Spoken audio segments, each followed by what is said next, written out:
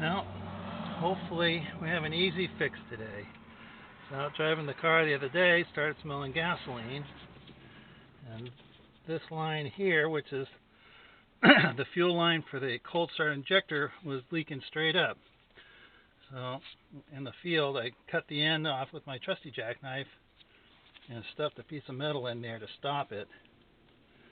So I need to change that out.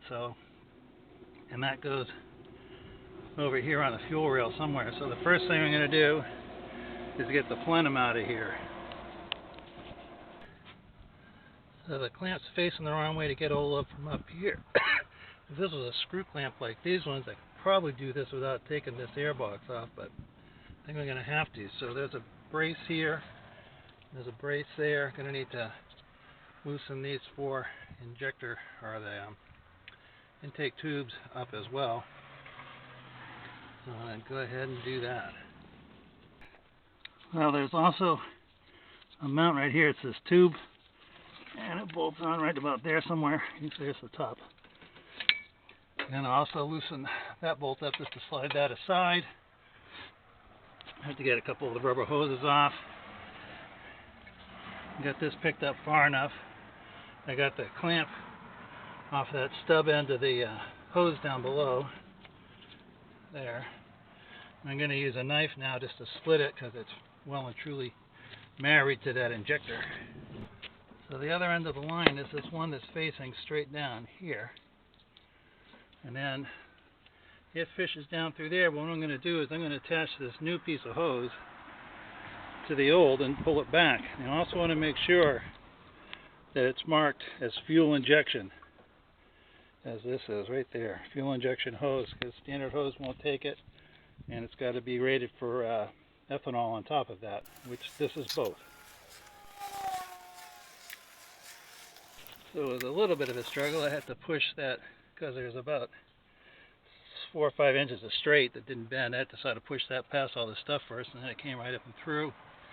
What I'm going to do is I'm going to make up this end onto the injector, and I'm going to use the clamp, this clamp, because that's going to be a lot easier to get through that manifold. That other one's way in the air. I'll just use that spring clamp on the other end. I think that should be fine.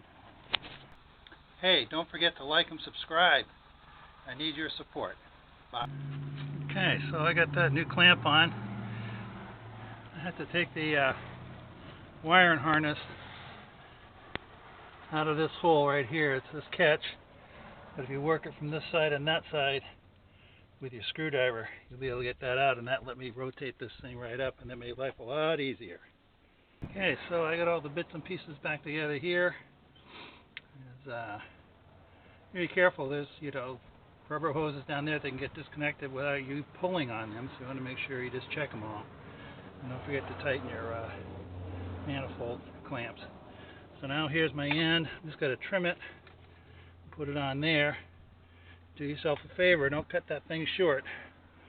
I always try to leave myself a little slack so that, for example, I was on the road and the end of a fuel line split like they often do with these modern gases, you could cut off an inch and it still would reach. So you'd be surprised, an extra inch or two of wire or hose often do you a lot of good. And there it is, up and running.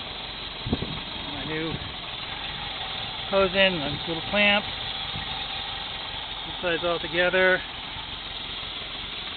Everything seems to be okay.